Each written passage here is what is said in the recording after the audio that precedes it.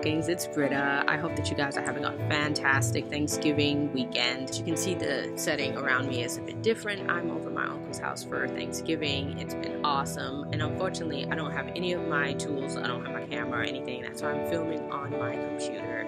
I don't even unfortunately have the book that I'm about to do my Bluestocking salute on today, but I wanted to test out this format. The novel that we'll be talking about is Serena by Ron Rash.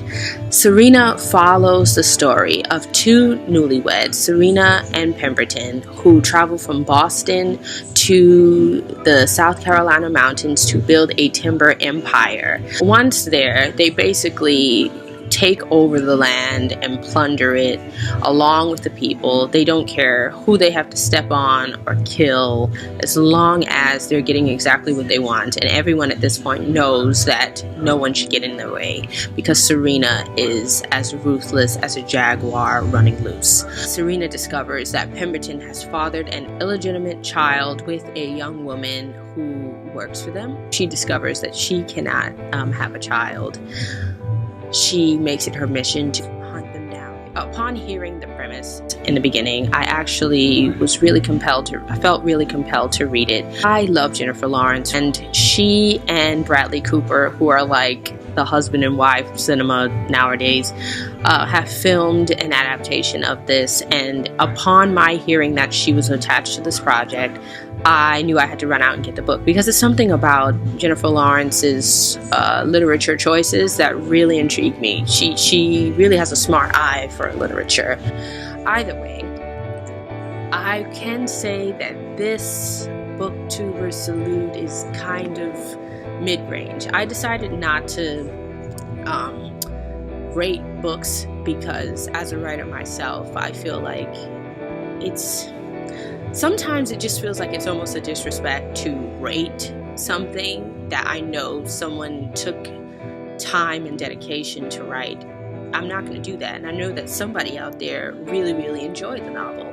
I'm not going to say I hated it. I didn't hate the novel at all, but I just found it to be a bit of a dry read and a bit slow. Ron Rash is an acclaimed Southern noir writer.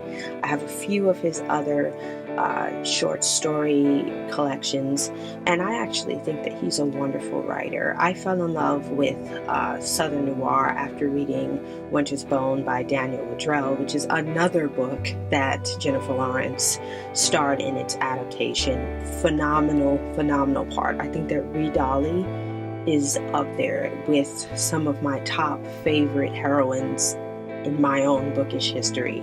Serena, though compelling and good writing for the most part, was a bit slow and a bit dry, and I found that a lot of the action didn't kind of pick up until the latter third of the novel. And so it kind of made it quite hard to kind of keep going. I will say that it took me around 6 months or so to read it, because I think I picked this book up in February. And if my count is wrong, I just can't count. I'm sorry. But yeah, I thought that though the characterization of Serena she was a very compelling character. It was really strange how kind of the elements even bent to her will, and you watch as all the characters they're either cowering in fear, moving with the motivation to say I'm not going to cross her, or just enraptured by her. Pemberton is enraptured by her, and for what happens towards the end, you're just like, oh my gosh, really? Because basically she becomes an idol to a lot of the people in the book, and it's like, please don't do this. But yeah, I think that what's most compelling about her is how powerful she is.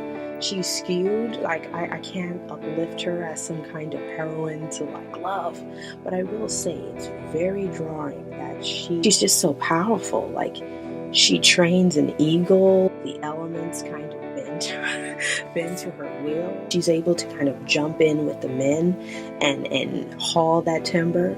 She's not having anybody come up to her and treat her like she's just a little woman. And I mean, I can say she knows the business more than a lot of the men around her, which was fabulous to read because she was definitely telling a lot of people off, and it was great to see as a woman. But yeah, the parts where she gets a little scary will be compelling to watch on film. So I look forward to seeing Jennifer Lawrence portray her. I think they couldn't have chosen a better actress for her. And these pictures of her, oh my gosh, so freaking gorge. I really enjoyed Rachel. Her journey was very heartbreaking, tumultuous, and I loved how strong she was. One of the things that I love about Southern noir literature is that it always places people kind of at their hardest kind of end of their journey. And I just love watching people forge forward and basically trust in God to get past all of their journeys and all of their kind of hardships. And that's one of the things I love about Rachel. She's so young, like she should not have had to deal with half of the things that she had to deal with, but she does it with such grace and strength, and I love the people that kind of rally around her in the midst of her challenge. I believe that this book will translate better as a film because it will eliminate a lot of kind of long passages about the environment and about the timber business and about the woods. Now, I'm weird. Because I am a writer and a creative writing student, I kind of love reading prose about minute details. And I know that sometimes a lot of other people are just like, get to the point. And even I was kind of pulled to my brink where I was just like, oh my gosh, please, I love you, please.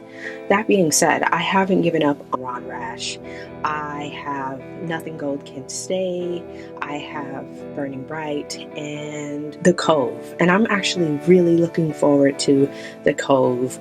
The synopses elude me at the moment, but I'm really looking forward to reading that. I'm not sure I could recommend every single person reading it, but I will say that if you love Southern noir, if you love kind of really specific details about environment and setting, you will most likely love this novel. And I thought he was extremely learned in the timber industry, extremely learned in terms of dialect and culture. Those sections of the novel were really intriguing to read. Thank you so much for watching. Thank you to all of my subscribers and my new subscribers. I logged on a few days ago and realized I had 2 new subscribers, and I know to some people that may be small, but I celebrate all of my small beginnings. Thank you so much for following me. It does my heart so good. On Tumblr, I am Beats Spark Soda Pop. Instagram, I am Brave Amber Beats, and on Twitter, I am Runaway Blue. Drop the E. Thank you all so much for watching, and I hope that you're having a fabulous Thanksgiving. And yeah, see you in the next video. Bye-bye. Heavy just went canon. They just...